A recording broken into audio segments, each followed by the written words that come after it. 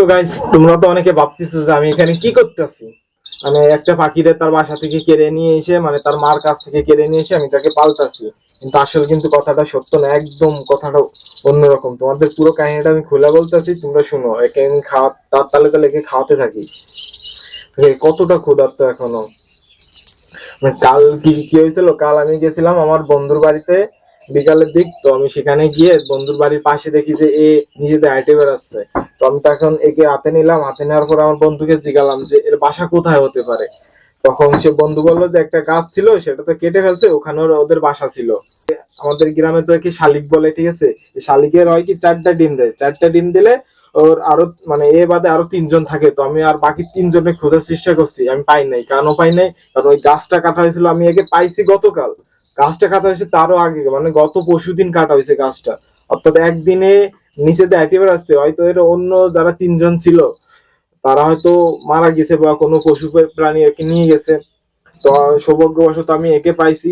তো আমি কি করবো, একে আমি চাই যে একে আমি বাঁচাই রাখতে চাই। মানে একে যখন বড় হবে তখন একে আমি ছেড়ে দিব। তো আর আমি তোমাদের এই ভিডিওটা করার মেইন উদ্দেশ্য আমার, কিন্তু একে দেখানোর মেইন উদ্দেশ্য না। আমি পশুদের সেবা করতেছি এইভাবে, এই করতেছি যে এই করতে, এইভাবে আমার বাইরে হওয়ার কোনো ইচ্ছা নাই। আমি তোমাদের এটা বলতে চাচ্ছি যে এইভাবে গাছ কেটে বা প্রাণীদের বাসা ধ্বংস করে জীব বৈচিত্র্যটা নষ্ট করে না। কারণ একটা জিনিস কি, পাখিরা যদি না থাকে তাহলে কি হবে, যে পোকামাকড় আছে ওই পোকামাকড়ের বৃদ্ধি পেয়ে যাবে। পোকামাকড় বৃদ্ধি হলে কি আমাদের যে ফসলগুলো আছে ওই ফসলগুলো প্রচুর ক্ষতি হবে। পাখিরা যতটা খেয়ে নষ্ট করে তার থেকে বেশি ওই পোকামাকড়ে খেয়ে নষ্ট করে, পোকামাকড়ে এরা খায়। এই জন্য আমি তোমাদের বলতে চাচ্ছি যে এই জীব বৈচিত্র্যটা নষ্ট করে না, ঠিক আছে।